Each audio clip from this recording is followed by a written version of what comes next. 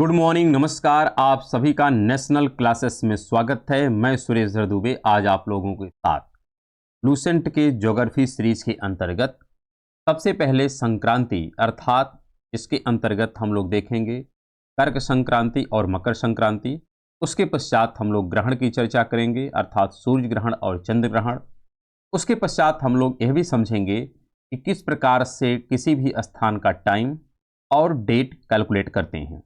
Channel को subscribe, like एवं share करने के लिए आप सभी का धन्यवाद।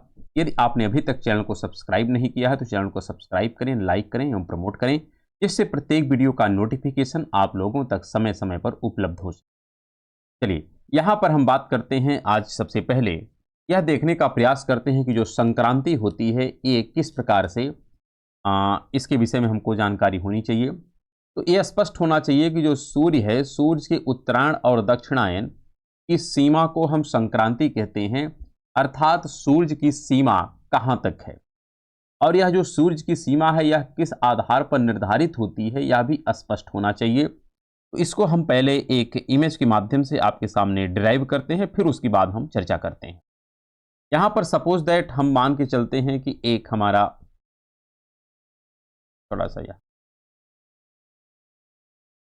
लगता है सही नहीं, दूसरा ले।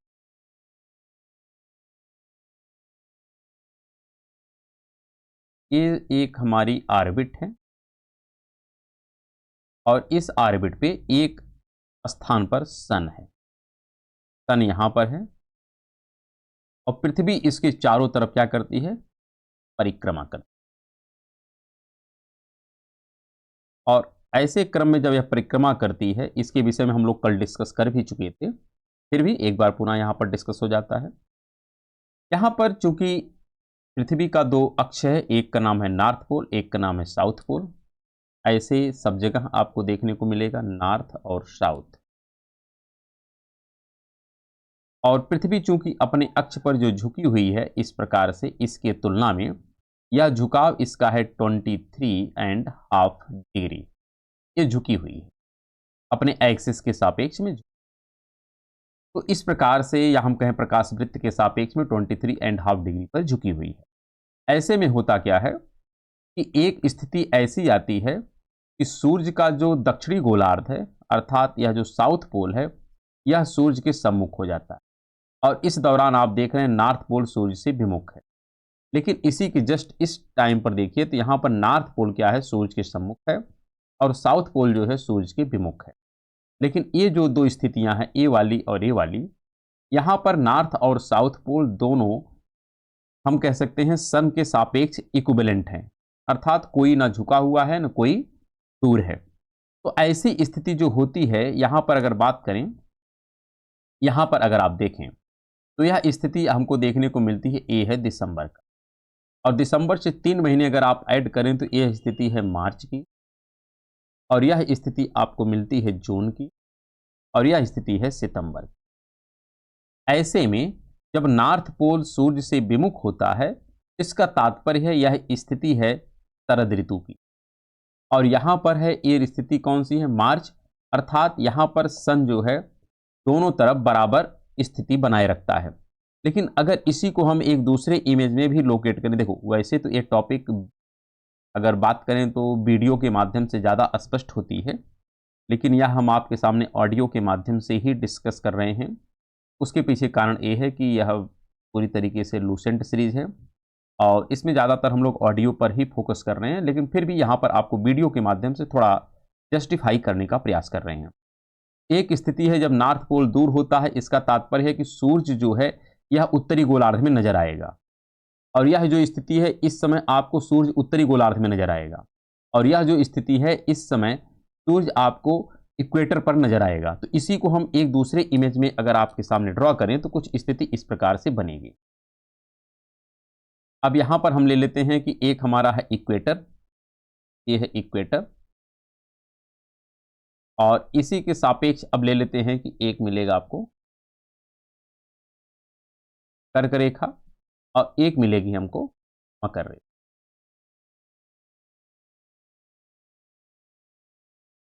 तो एक हो गया कर्क रेखा, एक हो गया मकर रेखा। अर्थात देखो थोड़ा ऊपर नीचे होगा चलेगा, कोई दिक्कत नहीं है। मान लेते हैं यह 23.5 डिग्री नॉर्थ है और इधर है 23.5 डिग्री साउथ है और यह जो है ये है इक्वेटर। तो सन जब इक्वेटर पर होता है तो आप पिछले इमेज में देखिए सन इक्वेटर में कब था, एक स्थिति थी जब मार्च में, कब था, मार्च में। उसके पश्चात सन धीरे धीरे उत्तरी गोलार्ध की तरफ चल रहा है और यहाँ तक पहुँचते पहुँचते टाइम हो जाता है जून का, क्या हो जाता है, जून का। उसके पश्चात सन पुनः आता है इक्वेटर की तरफ और फिर समय हो जाता है सितंबर का और फिर सन आता है कहाँ पर, 23.5 डिग्री साउथ पर और यह समय हो जाता है आपका यहाँ पर मान चलते हैं दिसंबर, क्या हो जाता है, दिसंबर। और इस प्रकार से फिर यहाँ से दिसंबर से फिर ऊपर की तरफ चलता है। तो सन ऐसे सापेक्षिक रूप में चलता है। तो इसी स्थिति को यहाँ पर जो आप देख रहे हैं कि सन जब दक्षिणी गोलार्ध में है वह स्थिति और सन जब उत्तरी गोलार्ध में वह स्थिति है और सन यहाँ पर जब मार्च में है तो उस स्थिति। तो यहाँ पर सन जब उत्तरी गोलार्ध में जाता है इसका तात्पर्य है उत्तरी गोलार्ध सन के सम्मुख जा रहा है और यह जो ऋतु होती है जब तक सन उत्तरी गोलार्ध में यह कहलाता है ग्रीष्म काल, क्या कहलाता है, ये है ग्रीष्म काल। और जब सन दक्षिणी गोलार्ध में प्रवेश करता है तो ये कहलाता है शीतकाल, क्या कहलाता है, शीतकाल। तो यहां पर यह हमको स्पष्टता थोड़ी सी होनी चाहिए कि जिससे ग्रीष्म और जो शीतकाल है यह किसका परिणाम है। तो स्पष्ट ध्यान रखिएगा कि पृथ्वी का अपने अक्ष पर झुकाव और साथ में परिक्रमा, अगर केवल झुकी होती तो इसका परिणाम ये नहीं होता कि नॉर्थ पोल अगर मान लेते हैं दूर है तो हमेशा दूर रहता, साउथ पोल पास है तो हमेशा पास रहता। लेकिन पृथ्वी अपने अक्ष पर झुकी होने के साथ साथ पथ पर परिक्रमा करती है। तो यहां पर दो कारण है, एक कारण तो है झुकाव और एक कारण है परिक्रमा। तो झुकाव और परिक्रमा के परिणाम स्वरूप ही दिन और रात छोटा बड़ा होता है। जब सन उत्तरी गोलार्ध में प्रवेश करता है तो उत्तरी गोलार्ध के दिन बड़े हो जाते हैं और दक्षिणी गोलार्ध के दिन छोटे हो जाते हैं। और जब सन दक्षिणी गोलार्ध में प्रवेश करता है तो दक्षिणी गोलार्ध का दिन बड़ा हो जाता है और उत्तरी गोलार्ध का दिन छोटा हो जाता है। इन्हीं सब तथ्यों की चर्चा यहाँ पर की गई है। यहाँ पर चूंकि सन 23.5 डिग्री तक उत्तर और 23.5 डिग्री तक दक्षिण तक ही जाता है, उसके पीछे कारण यह है कि पृथ्वी का चूंकि झुकाव 23.5 डिग्री पर है, इसलिए सन का जो परपेंडिकुलर चमक होती है वह 23.5 डिग्री नॉर्थ से 23.5 डिग्री साउथ तक पहुंचती है। तो जब सन की चमक 23.5 डिग्री उत्तर तक चलती है इसको हम कहते हैं क्या, इसको कहते हैं कर्क संक्रांति। क्या कहते हैं, कर्क संक्रांति। और जब सन यही दक्षिणी गोलार्ध में 23.5 डिग्री तक पहुंचता है तो इस स्थिति को हम लोग कहते हैं मकर संक्रांति। क्या कहते हैं, मकर संक्रांति। अर्थात सूर्य की परपेंडिकुलर चमक 23.5 डिग्री नॉर्थ से 23.5 डिग्री साउथ के मध्य में होती है। यही सन की जो मैक्सिमम नॉर्थ और साउथ की तरफ मूवमेंट होता है सापेक्षिक तौर पर। ऐसे सन उत्तर दक्षिण में नहीं जाता है, सन तो अपने स्थान पर स्थिर है, बस पृथ्वी इसके चारों तरफ घूमती है। इसलिए हमको सापेक्षिक तौर पर यह नजर आता है कि सन उत्तर और दक्षिण में प्रवेश कर रहा है 23.5 डिग्री नॉर्थ से 23.5 डिग्री साउथ के मध्य में, जबकि वास्तव में पृथ्वी अपने एक्सिस पर झुकी हुई है और सूर्य के चारों तरफ परिक्रमा करती है, जिसका परिणाम हमको सूर्य के रूप में देखने को मिलता है। यही सब तथ्य यहां पर लिखा गया है जिसकी बात हम कर रहे हैं। तो यहां पर कर्क संक्रांति एक है, यह स्थिति होती है 21 जून को सूर्य कर्क रेखा पर लंबवत होता है और इसे हम कहते हैं कर्क संक्रांति। इस दिन उत्तरी गोलार्ध में क्या होता है, सबसे बड़ा दिन देखने को मिलता है। मकर संक्रांति की स्थिति तब होती है जब सन दक्षिणी गोलार्ध में अर्थात मकर रेखा पर परपेंडिकुलर होता है। तो आप देख सकते हैं यह स्थिति जो है यह मकर संक्रांति की, कर्क संक्रांति की। डेट भी यहां पर मेंशन है, एक है 21 जून, एक है 22 दिसंबर। और जब सन इक्वेटर पर होता है तो उसको हम कहते हैं विषुव। क्या कहते हैं, विषुव। और इस दौरान दोनों गोलार्ध का दिन और रात बराबर होता है और यह डेट होती है 23 सितंबर एवं 21 मार्च को संपूर्ण पृथ्वी पर दिन और रात बराबर बराबर होते हैं। लेकिन यहां पर एक तथ्य और समझना है कि जब सन उत्तरी गोलार्ध में प्रवेश करता है तो यहां पर जो ऋतु प्रारंभ होती है एक ग्रीष्म ऋतु प्रारंभ होती है। अर्थात मार्च के समय सन इक्वेटर पर है और उत्तरी गोलार्ध में प्रवेश कर रहा है। और उत्तरी गोलार्ध में कितने महीने तक रहेगा, 6 महीने तक, क्योंकि 3 महीने तक यह कर्क रेखा तक पहुंचेगा और 3 महीने तक कर्क रेखा से वापस आएगा। तो जब सन उत्तरी गोलार्ध में प्रवेश करने को होता है तो यहां पर भी विषुव है और यहां पर भी विषुव है। यहां से सूर्य दक्षिणी गोलार्ध में प्रवेश कर रहा है तो विषुव की स्थिति दोनों है, यहां पर भी विषुव है, विषुव, और यहां पर भी विषुव है। लेकिन डिफरेंस हम आपको समझना है कि दोनों विषुव को हम विषुव ही कहेंगे कि कुछ और कहेंगे, अलग अलग नाम देंगे क्या। ये जो मार्च वाला विषुव है, यहां से चूंकि सन उत्तरी गोलार्ध में प्रवेश करता है और इस दौरान उत्तरी गोलार्ध में जो ऋतु प्रारंभ होती है वो होती है बसंत ऋतु। कौन सी ऋतु प्रारंभ होती है? बसंत ऋतु। तो यहां पर बसंत ऋतु का प्रारंभ होता है उत्तरी गोलार्ध में और इसी आधार पर इसका नाम दिया जाता है बसंत विषुव। क्या नाम दिया जाता है? बसंत विषुव। और चूंकि सितंबर के समय सन दक्षिणी गोलार्ध में प्रवेश कर रहा है इसलिए यहां पर जो विषुव होता है इसका नाम होता है शरद, क्योंकि इसके बाद से अब शीतकाल प्रारंभ होना शुरू हो जाता है। तो दो विषुव हैं, एक का नाम बसंत विषुव है और एक का नाम है शरद विषुव। यही बातें यहां पर लिखी गई हैं। बसंत भी दो हैं, विषुव भी दो हैं, एक नाम है शरद विषुव और एक का नाम है बसंत विषुव। तो किसको हम बसंत कहेंगे, किसको शरद कहेंगे, ये बातें हमको स्पष्टता पूर्वक समझनी होगी। 23 सितंबर वाला जो है यह शरद है और 21 जो मार्च वाला है इसको हम क्या कहते हैं? इसको कहते हैं बसंत विषुव। बातें स्पष्ट हो गई होंगी इमेज के माध्यम से और लिखित रूपों में। अब यहां पर आगे हम चर्चा करते हैं। यही है कि सन एक बार इधर जाता है तो एक बार इधर, तो इस बातें यहां पर हैं और इसी आधार पर यहां पर बेल्ट का भी निर्धारण किया जाता है जिसकी चर्चा हम लोग आगे करेंगे। यहां पर 21 मार्च से 23 सितंबर की अवधि में उत्तरी गोलार्ध में सूर्य चूंकि रहता है इसलिए यहां पर 12 घंटे से अधिक समय तक सूर्य की प्राप्ति होती है, अतः यहां दिन बड़ा होता है। तो स्वाभाविक सी बात है, सूर्य जिस गोलार्ध में रहेगा उस गोलार्ध का दिन बड़ा और उस गोलार्ध का दिन रात छोटी होगी। जबकि अपोजिट साइड में आप देखेंगे अर्थात दक्षिणी गोलार्ध में, तो दक्षिणी गोलार्ध का दिन छोटा हो जाएगा, रात बड़ी हो जाएगी। वही सब बातें यहां पर लिखी गई हैं। लेकिन जब सन उत्तरी गोलार्ध में होता है, ध्यान रखिएगा कहां होता है? उत्तरी गोलार्ध में होता है। तो जैसे जैसे आप इक्वेटर से पोल की तरफ जाएंगे दिन की अवधि बढ़ती चली जाएगी, दिन की अवधि बढ़ती चली जाती है और पोल तक पहुंचते पहुंचते दिन की अवधि जो होती है यह 6 माह तक होती है। कितनी होती है? 6 माह तक होती है। वैसे इसका बहुत व्यापक डिस्कशन हम लोग अलग से करेंगे जब इसका पूरा डिस्क्रिप्शन होगा, और वैसे हम पूरा डिस्क्राइब जो है एक अलग चैनल पे करते हैं ग्रेविटी पॉइंट पर, तो आप लोग वहां पर विजिट कर सकते हैं। वहां पर केवल अभी ज्योग्राफी चल रही है, वहां पर आप विजिट कर सकते हैं जहां पर कंप्लीट डिस्कशन किया जाता है। लेकिन यहाँ पर तो अभी लूसेंट सीरीज है, थोड़ा यहाँ पर संक्षेप में कुछ चर्चाएं हैं, इसलिए आपको थोड़ा सा यहाँ पर मैनेज करना होगा। लेकिन फिर भी यह हमारा विश्वास है कि आपके एग्जाम के लिए यह कंप्लीट सेक्शन है, इसमें कोई आपको समस्या आने वाली नहीं। तो यहाँ पर उत्तरी गोलार्ध में दिन बड़ा हो जाएगा और रात छोटी हो जाएगी। कब? जब सूर्य उत्तरी गोलार्ध में होगा तब, अर्थात वह टाइम फ्रेम होगा 21 मार्च से 23 सितंबर का। और पोल पर जो दिन होगा वह 6 महीने तक दिन और 6 महीने तक रात्रि देखने को मिलेगा। उत्तरी ध्रुव पर 6 महीने का दिन हो जाएगा और दक्षिणी ध्रुव पर 6 महीने की रात हो जाएगी। ऐसा हमको स्पष्टतापूर्वक समझना होगा। और यह सब उत्तरदायित्व तो किसके ऊपर जाता है?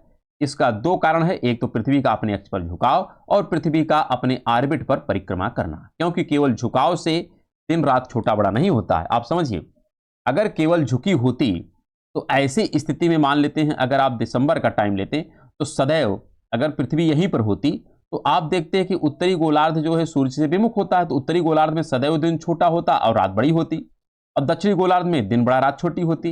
लेकिन ऐसा तो होता नहीं है।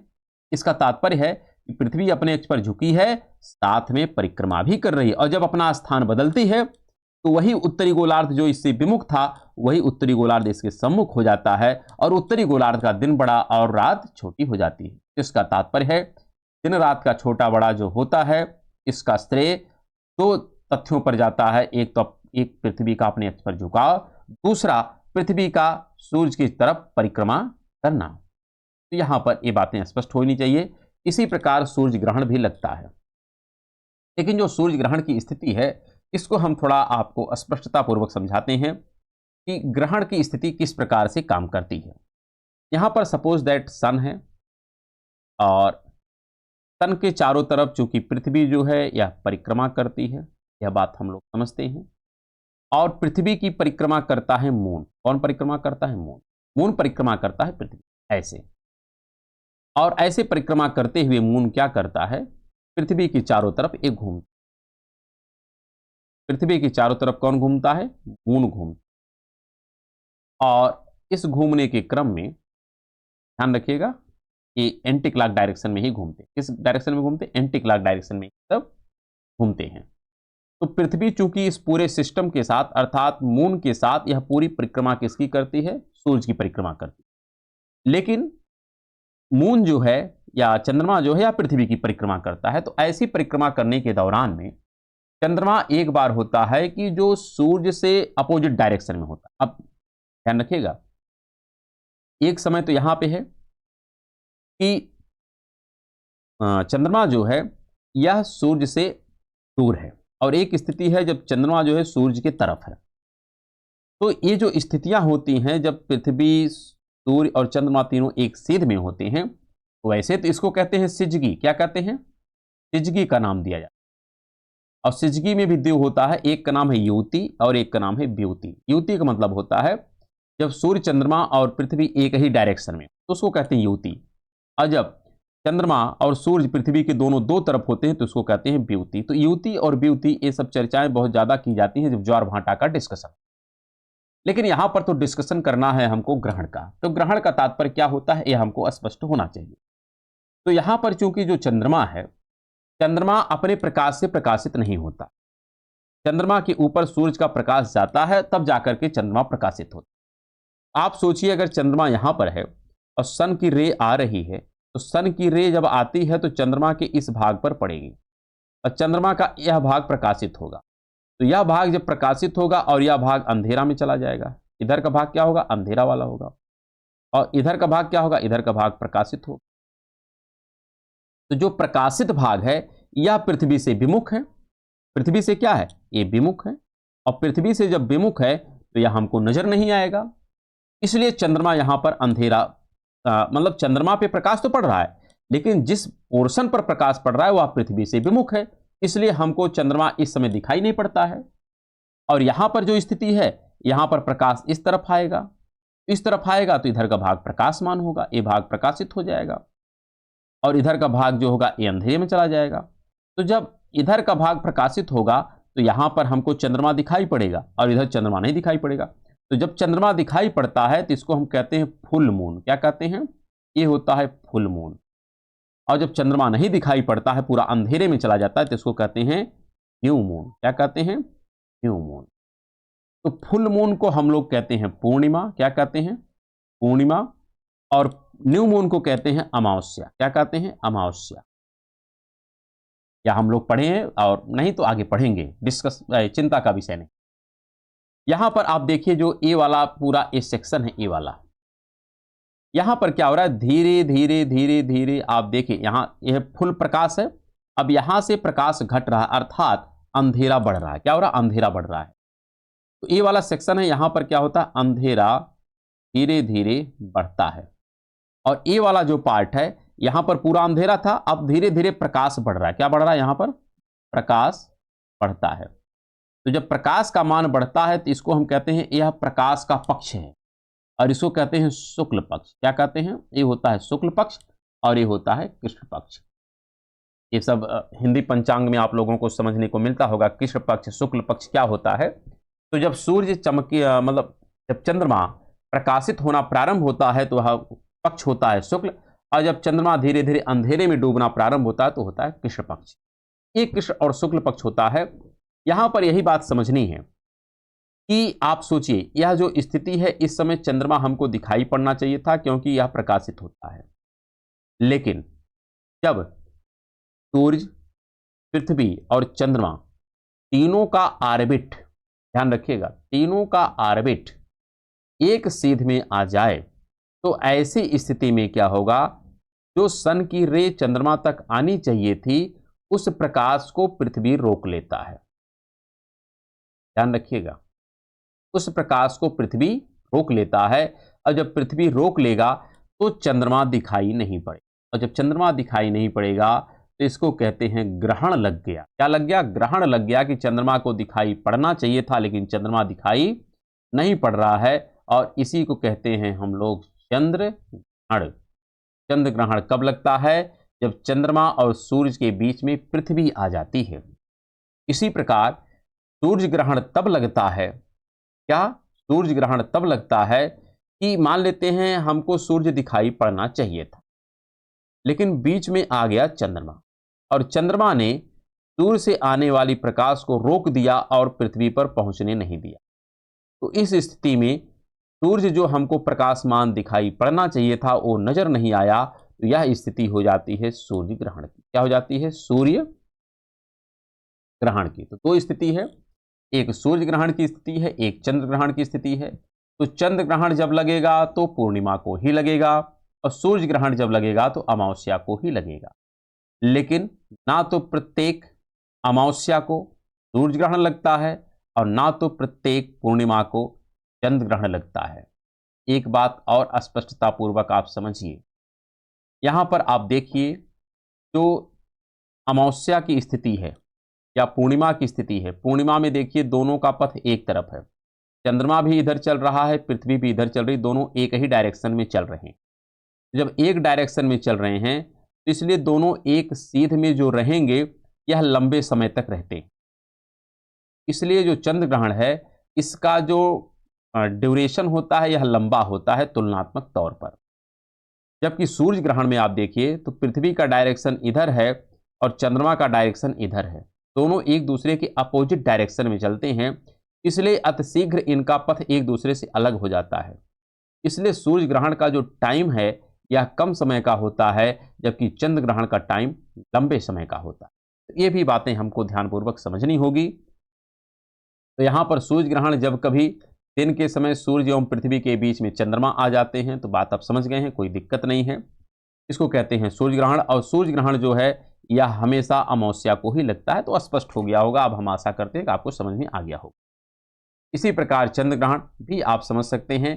चंद्र ग्रहण कब लगेगा? हमेशा पूर्णिमा को लगता है, फुल मून को लगता है। बातें स्पष्ट हैं, कोई यहाँ पर दिक्कत नहीं है। और इसका टाइम फ्रेम जो ड्यूरेशन होगा लगने का, सूर्य ग्रहण की तुलना में यह लंबे समय तक कार्य करता है। ये बातें ठीक हो गई। चलिए अब हम शेष बातें यहाँ पर आगे बढ़ते हैं।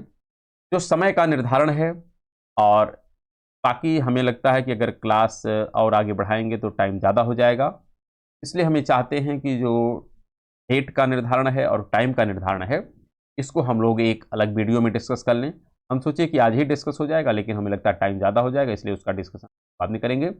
हाँ, लेकिन एक बात आपको अवश्य हम सूचना देना चाहते हैं कि यदि आप लोगों को टीजीटी पीजीटी के संबंध में या यूजीसी नेट या जेडीसी जीआईसी यूपीएचएससी के संबंध में यदि तैयारी आपको करनी है तो आप ग्रेविटी पॉइंट ऑफिशियल चैनल को विजिट करें। वहां पर अभी ज्योग्राफी की क्लास आपको कंप्लीट तरीके से प्राप्त हो रही है। तेज और भी क्लासें आपको इस प्लेटफॉर्म के माध्यम से प्रदान की जाए। तो चलिए हम लोग मिलेंगे अब कल के क्लास में, तब तक के लिए नमस्कार, धन्यवाद।